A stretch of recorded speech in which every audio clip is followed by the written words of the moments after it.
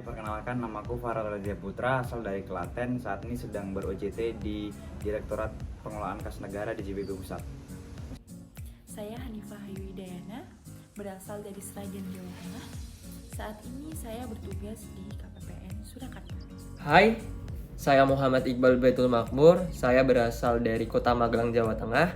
Saat ini saya bertugas di KPP Pratama Maumere. Hai, saya Sri Mulyani, saya berasal dari Lombok, Nusa Tenggara Barat. Saat ini saya bertugas di KPP Pratama Poso. Pada kesempatan kali ini, kami, peserta Latsar CPNS Angkatan 2 BDK Yogyakarta, akan menyampaikan hasil analisa kami mengenai film pendek yang berjudul Pengabdian untuk Negeri. Tapi berhubung jalannya itu ya berkelok-kelok, kesannya itu lama sekali Mas untuk mencapai. Film ini menceritakan sosok yang sangat luar biasa, yaitu Ibu Sri Handayani berusia 50 tahun, yang berprofesi sebagai seorang guru dan seorang penjahit. Beliau mengajar di salah satu sekolah dasar di SD Kecil Pojok, Dusun Wates, Kecamatan Pulo Kulon, Kabupaten Grobogan. Beliau memulai harinya pada pukul 3 dini hari dan mulai berangkat mengajar pada pukul 6.45 dan sampai di sekolah pada pukul 7:15. Jarak Ibu Sri mengajar dengan beliau tinggal hanya berjarak 5 km, namun terasa jauh karena infrastruktur yang belum memadai. Sudah belasan tahun Ibu Sri mengajar di SD tersebut. Jumlah siswanya memanglah tidak banyak, namun Ibu Sri sadar akan pentingnya tanggung jawab yang beliau emban sebagai seorang pengajar. Pernah pada satu kondisi pada saat survei lapangan, beliau terjatuh dari motornya hingga tidak bisa bangun karena kondisi jalanan yang licin. Namun Ibu Sri tetap gigih untuk mengajar di sekolah dasar tersebut karena harapannya suatu saat pendidikan anak-anak di Dusun Wates akan terangkat. Ibu Sri percaya bahwa dengan fasilitas seadanya, asalkan pengajarnya ikhlas, maka anak didiknya akan dapat mengikuti pendidikan dengan baik. Warga di sekitar Ibu Sri mengajar tidak mau menyekolahkan anaknya di tempat yang jauh. Mereka berpikir daripada tempatnya jauh, lebih baik tidak sekolah. Ibu Sri menyadari bahwa penghasilan menjadi guru tidak akan cukup untuk memenuhi kebutuhannya. Akan tetapi beliau juga sadar terbatasnya tenaga pengajar yang ada di sana. Jadi, jika bukan beliau yang mengajar, siapa lagi yang akan mengajari mereka? Oleh karena itu, beliau berjanji pada dirinya sendiri untuk tetap mengajar di sekolah dasar tersebut.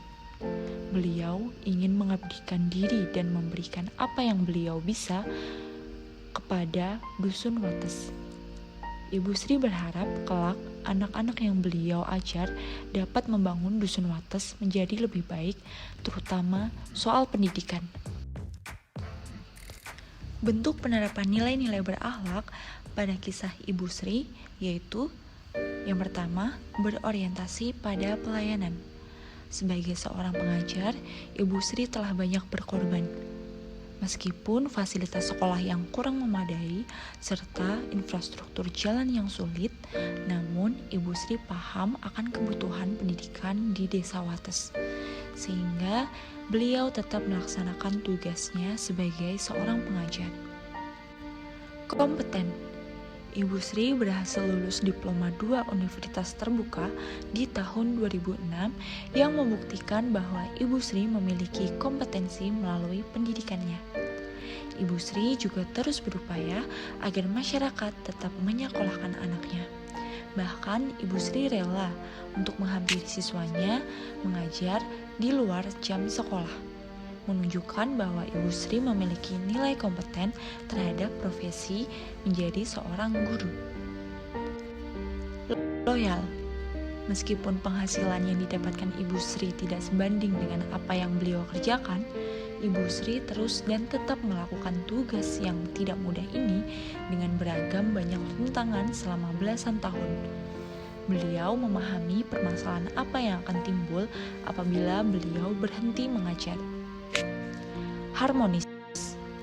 Ibu Sri tidak membeda-bedakan warga Dusun Wates dan berusaha sebaik mungkin demi pendidikan anak-anak di Dusun Wates.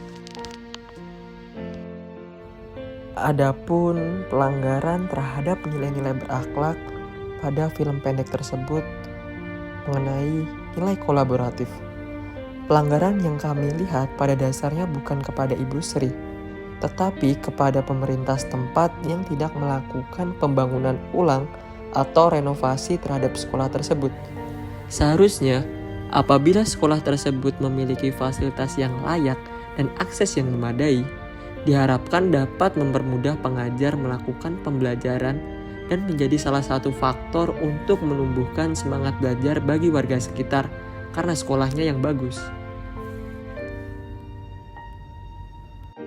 Alternatif penyelesaian masalah pada film pendek tersebut diharapkan dengan adanya permasalahan yang terjadi, pemerintah dapat lebih fokus untuk memperbaiki sarana pendidikan, mulai dari infrastruktur, kompetensi pengajar, dan penghasilan dari pengajar tersebut. Karena pendidikan merupakan bekal untuk menjadikan sebuah negara menjadi maju. Pemerataan pembangunan juga harus dijadikan fokus, karena seluruh masyarakat berhak mendapatkan pendidikan yang layak. Demikianlah hasil analisa dari kelompok 3, lebih dan kurangnya saya mohon maaf. Saya mewakili kelompok 3 mengucapkan terima kasih yang sebesar-besarnya. Wassalamualaikum warahmatullahi wabarakatuh.